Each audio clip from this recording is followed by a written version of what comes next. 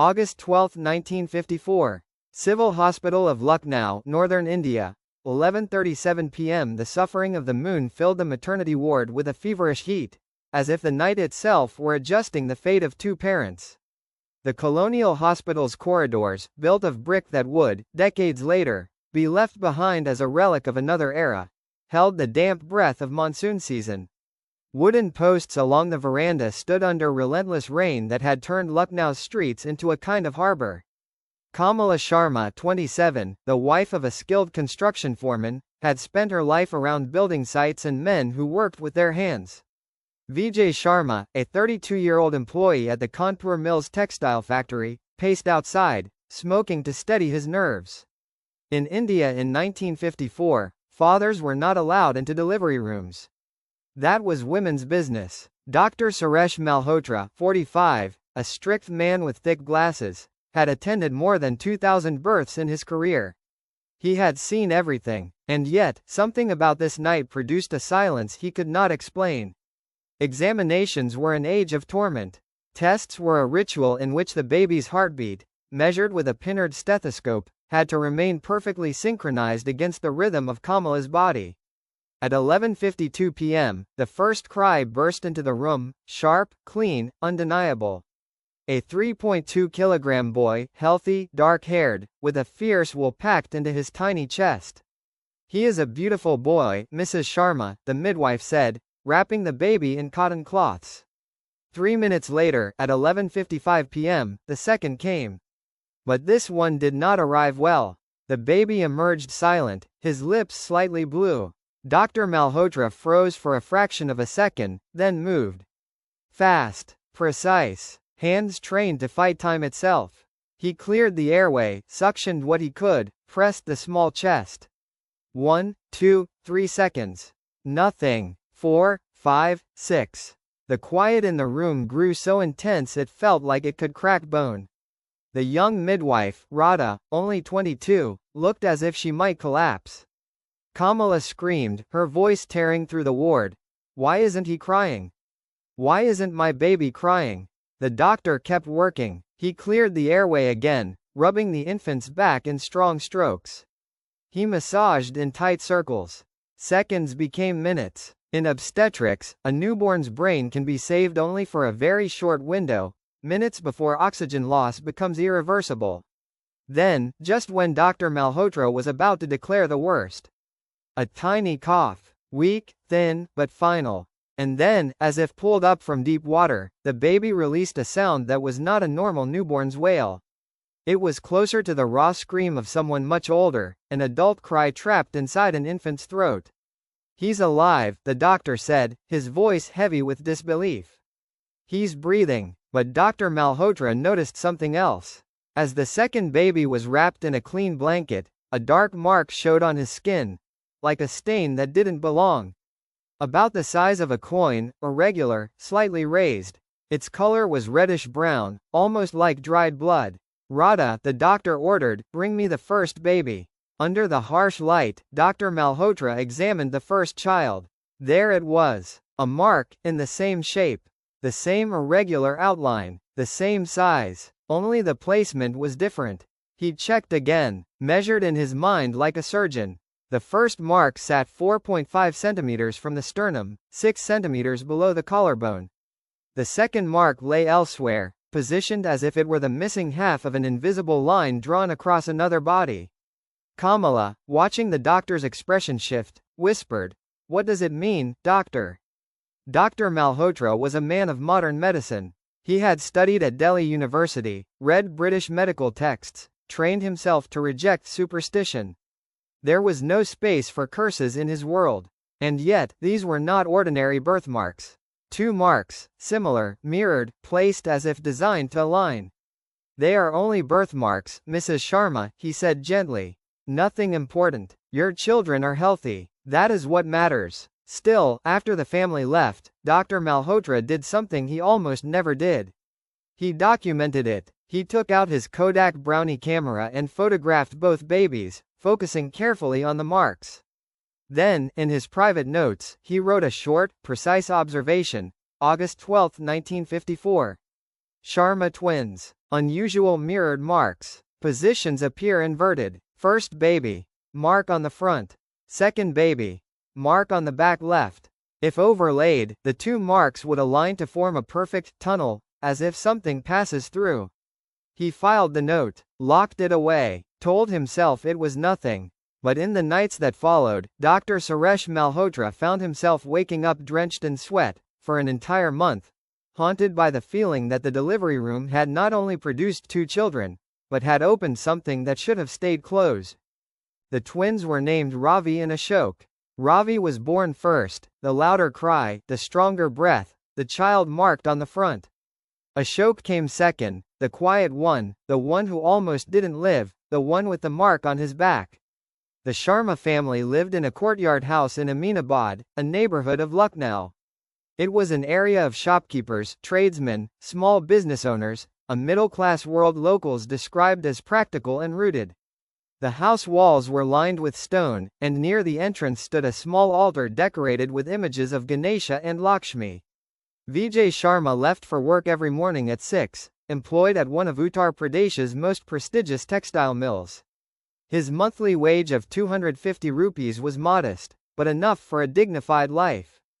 Kamala stayed home, occasionally earning money by preparing food, but returned fully to homemaking once the twins reached their first year and began early schooling.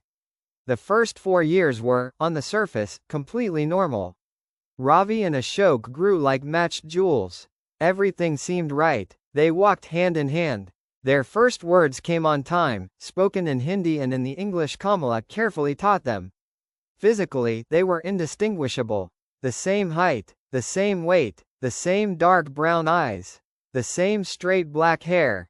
The only visible difference lay in the birthmarks, those strange, perfectly shaped stains, hidden beneath clothing, personal and unique. Ravi was outgoing. He laughed easily, ran freely, and loved being outside on the veranda. Ashok was observant. He preferred quiet play, stacking wooden blocks beside his mother, watching more than speaking. The neighbors adored them. Mrs. Gupta, who sold sweets at the corner, always slipped them extra treats. Mr. Patel, the locksmith next door, let them play with discarded keys and metal scraps. Father Dominic, the priest of the small British-era Catholic church at the end of the street, blessed them each time they passed, even though the Sharmas were a Hindu family. Kamala kept a small diary, recording moments she felt mattered. March 15, 1956. Ravi and Ashok spoke their first words. They repeated, Om Namah Shivaya, perfectly. 19 minutes apart. July 22, 1957. The boys drew their first pictures. Ravi drew the sun. Ashok drew a man lying down. There were, however, small details Kamala could never fully explain. As the boys grew older, Ravi developed an unexplained fear of sharp objects. He cried if he saw knives, even kitchen ones. Ashok, in contrast, reacted strongly to loud noises, firecrackers during Diwali, sudden shouting, the crack of radios turned up too high. In October 1958, Kamala took the boys to Hazratganj Park. Nearby, a group of older boys were playing soldiers, pretending their sticks were rifles, shouting, bang! Bang! Ravi froze. His body stiffened completely. Ashok ran to him, wrapped his arms around him, and began to cry, repeating in Hindi, I'm sorry. I'm sorry. I'm sorry. Sorry for what? Kamala asked, confused and alarmed. Ashok shook his head. I don't know, Mama, he said. I just feel like I have to apologize. Kamala later wrote that something about that moment unsettled her deeply. It felt as though the twins shared emotions beyond normal childhood empathy, one absorbing the pain of the other without knowing why. Still, life went on. Throughout 1958, the twins slept peacefully. No nightmares. No illness. They ate well, played well, grew well. The birthmarks remained unchanged, no growth, no fading, hidden beneath shirts and undershirts. Once, Vijay asked aloud, should we show those marks to a specialist? Just in case? Kamala shook her head. Dr. Malhotra said they were nothing, she replied. The boys are healthy. There's no need to worry. And so, life continued. Days turned into months, months into years. The Sharma family was happy. normal, one of countless families living ordinary lives in post-independence India, until February 23, 1959. At 2:47 a.m., a sound echoed through the hallway. And when the bedroom door opened, the twins ceased being merely children.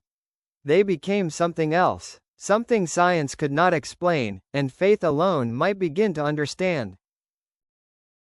February 23, 1959, Friday, a waning moon. Kamala Sharma woke with a sense of dread she could not explain. Nothing had happened. There was no sound, no movement. And yet, the maternal instinct mothers carry older than reason, older than language, told her something was terribly wrong. The same feeling she had felt before giving birth to the twins. She shifted in bed. The phosphorescent hands of the clock marked 2:47 a.m. The house was silent. Too silent. Even the distant sounds of Lucknow seemed muted, as if the city itself were holding its breath. Kamala pulled her sari tighter around her shoulders and stepped into the hallway that led to the children's room. The door was half open. She pushed it gently, and what she saw made her stop. Breathing. Ravi was standing upright, his small body rigid, his arms raised in a defensive posture, as if trying to shield himself from an invisible attack. His eyes were wide open, staring at nothing. His breathing was fast, shallow, erratic. Ashok was crouched beside him, shaking violently. His hands were clenched into fists, his nails digging into his palms. Soft, broken sobs escaped his throat. "Children, what's happening?" Kamala whispered, her heart pounding as she rushed into the room. Ravi slowly turned his head toward her. What she saw on his face was not fear. It was something far worse. "Mama," Ravi said, in a voice far too calm, far too heavy for a child. "He killed me." The words were spoken in perfect Hindi, formal, precise. Not he hit me, not he hurt me. He killed me. Kamala felt her knees weaken. "What are you talking about, Beta?" she said desperately. "No one hurt you. You're both safe." Ashok looked up. His eyes were red and swollen from crying. "I had to do it, Mama," he said. "I had to, or he would have killed me first. It was war. It was war, and I had orders." Kamala grabbed both boys, pulling them close. "What war?" she asked, her voice shaking. "What are you talking about?" Ravi raised his arm and pointed slowly at Ashok. "He stabbed me from behind. Something long and cold. I felt it go through my body. It came out here." He pointed exactly to the spot of his birthmark. "I saw my own blood. I fell to the ground. And the last thing I saw was his face. His face full of fear." Ashok began to sob harder. "No, no," he cried. "I didn't want to kill him, but he was going to kill me." Everyone was killing each other. There was fire and screaming and blood everywhere. Kamala hugged them tightly, rocking back and forth. It's just a bad dream," she whispered. "Just a bad dream. You both had the same nightmare." But even as she said it, she knew how wrong it sounded. 2 children. The same night. The same hour. One dreaming he was killed. The other dreaming he killed. At that moment, Vijay appeared in the doorway, awakened by the noise. "What's going on?" he asked. "The children had nightmares," Kamala said quickly, trying to steady her voice. "They said strange things." Vijay knelt in front of Ravi. "Come on, champion," he said gently. "Tell Papa what you dreamed." Ravi hesitated, then spoke. "It wasn't a dream, Papa," he said. "It happened again. A soldier came. An officer. Men under my command. We were in a village, searching." "Searching?" The child froze mid-sentence, pressing his forehead as if remembering caused physical pain. "Searching for enemies. Then the shooting started. I raised my rifle, but I was out of bullets. And then," he looked at Ashok. "He came from behind and stabbed me with his bayonet." Vijay frowned. "Beta, you don't even know what a bayonet is." Ravi reached for a small toy rifle lying nearby. He removed the plastic tip and mimicked attaching it to the barrel. "A bayonet goes on the rifle," he said calmly. It's for when you run out of bullets and the enemy is close. You push forward with force. The British taught us how to use them. The room fell silent. 5-year-old explaining battlefield. Weapons with technical accuracy. Then a shock spoke from the corner. Lee Enfield No. 4, he said quietly. That's the rifle. The British gave it to us. The bayonet is 40 centimeters long. Sometimes longer. Vijay and Kamala stared at each other in horror. Where did you hear those names? Vijay asked. Ravi shook his head. I didn't hear them, he said. I know them. I've always known them. Since before I was born into this life. This life? Kamala repeated, her voice barely audible. What do you mean, this life? I was Sabita Raj Singh, Ravi said evenly. I died 32 years ago. On August 17, 1947, in Kahuta, near the new border with Pakistan. I commanded a patrol of the Rajput regiment. Ashok swallowed hard, and I was Abdul Rahman, he said. A militia fighter for the Muslim League. I came from behind. There was no other choice. I had to protect the new Pakistan. Names, dates, places, military. Units. Details. No child from Lucknow who had never read history books or visited archives should have known. Kamala collapsed onto the bed. This can't be happening, she whispered. This can't be real. But it was real. And that night was only the beginning. Over the next 3 weeks, the episodes repeated, always at 2:47 a.m. As if guided by an invisible schedule. The twins woke screaming. They reenacted the same scene. Ravi relived his death. Ashok relived the killing. Each night, the details became sharper. Names of other soldiers. Descriptions of terrain. The color of gunpowder smoke. The sound of rifles. The heat of the day. The metallic taste of blood in the mouth. Kamala stopped sleeping. She sat in the hallway every night, waiting for the screams. Vijay began secret research at the Lucknow Civil Club Library. He searched records of the 1947 partition, looked for references to Kahuta, studied lists of British Indian military units. Everything checked out. The Rajput regiment existed. The Lee Enfield No. 4 rifle was real. The details the boys described matched documented history. How could children in 1959 know precise military facts from 1947? How could they describe weapons, tactics, and events they had never seen? On February 15, 1959, after nights of emotional collapse, Kamala made a decision. They needed help. Not a pediatrician. Not a family doctor, a psychiatrist. There was no other option. The silence they had lived in for 4 years had shattered, replaced by something terrifying and relentless. They would consult a man known for studying the mind, memory, and the strange edges of human consciousness. Dr. Prakash Chandra was about to encounter the most extraordinary case of his career. And the world would soon begin to learn the story of two brothers bound by death. Dr. Prakash Chandra, age 41, psychiatrist at King George Hospital, Lucknow's second most prestigious medical institution. Educated at the University of Calcutta with advanced specialization in London. He returned to India in 1952 to work with victims of trauma caused by the partition. If anyone understood the psychological aftermath of 1947, it was him. He had visited refugee camps, listened to fear-filled stories stretching for miles, seen how violence reshaped the human mind, but never had he encountered children who claimed to remember traumas they had never lived. On February 18, 1959, Kamala and Vijay Sharma entered the hospital's consultation wing with Ravi and Ashok. The twins were dressed alike, white shirts, blue trousers, walking side by side, yet not touching, as if an invisible boundary separated them. Dr. Chandra was a tall man, thin, with metal-rimmed glasses and a severe posture softened only by tired eyes. His office smelled faintly of paper and antiseptic.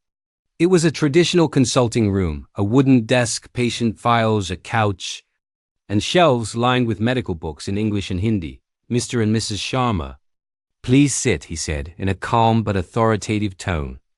And you, young gentleman, would you like to sit here with me? He pointed to two small chairs beside his desk. The twins obeyed silently. Dr. Chandra did not speak at first. He observed. Years of practice had taught him the value of silence, the kind that reveals more than questions. Over the next hour, Kamala and Vijay recounted everything: the sleepless nights, the impossible statements, the names, the dates, the precise technical knowledge of weapons and military tactics, the birthmarks that aligned perfectly with the stories of injury and death. Dr. Chandra took notes, occasionally recording brief observations. When the parents finished, he removed his glasses and rubbed his eyes with a white handkerchief. Mr. and Mrs. Sharma, he said carefully, I want to be completely honest with you. I am a man of science.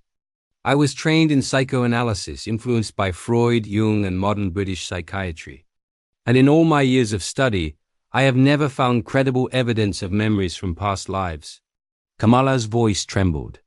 And what is happening to my children, doctor? I am not saying they are lying, he replied immediately. Nor am I suggesting deception. But what you describe does not fit known patterns of childhood trauma, hysteria, or psychotic disorders. He turned to the boys. Ravi, Ashok, may I ask you a few questions? They nodded.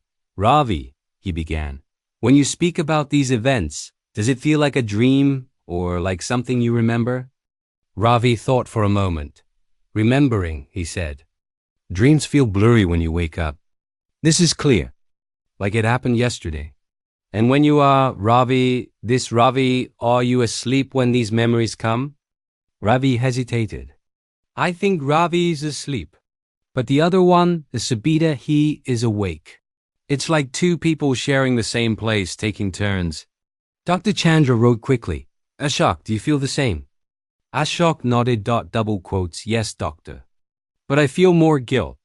Abdul, the one did bad things. He killed people. Not only Raj Singh, he killed others too. Women, old people. He thought he was protecting his religion, but he was only killing. Tears streamed down the boy's face. Abdul is dead, Ashok continued. But the guilt stayed here with me. That isn't fair. I didn't do those things. I'm only 4 years old. Why do I have to carry what another person did? Kamala rushed to him, holding him close. Dr. Chandra sat frozen. This was not fantasy. Not role-play. Not imitation. The emotional depth, the shame. The remorse was far beyond the child's imagination. I propose something, the doctor finally said. For the next few weeks, I will observe the boys closely. I will record their statements with a magnetic tape recorder. I will verify details independently. I will consult colleagues to rule out conventional explanations. And if there are none? Vijay asked quietly. Dr. Chandra stood and looked out toward the hospital veranda. Then, he said slowly, we must consider explanations outside conventional psychology. Yes, Mr. Sharma, even ones I never believed in. Over the following days, Dr. Chandra recorded hours of testimony. He used a Grundig TK5 magnetic tape recorder, one of the most advanced devices available in India. In 1959, the recordings would later become central documents in debates across psychiatry and parapsychology.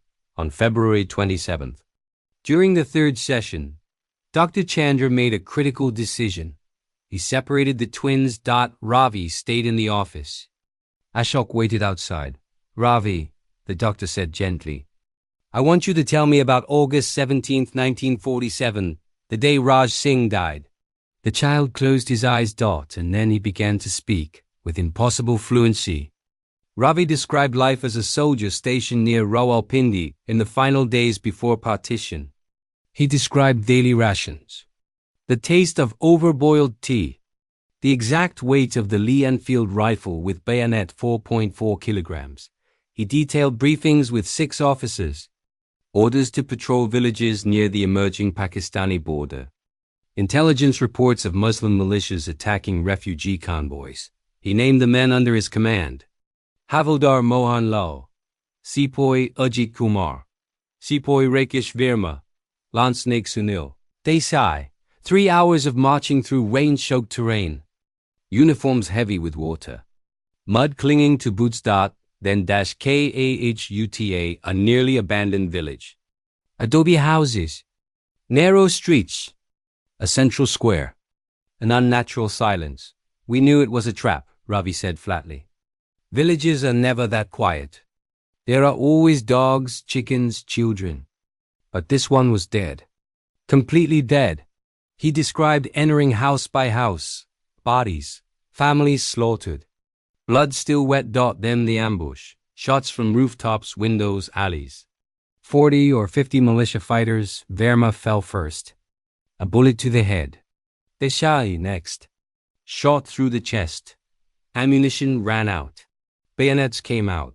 And then, Ravi said, his voice lowering, hands grabbed me from behind.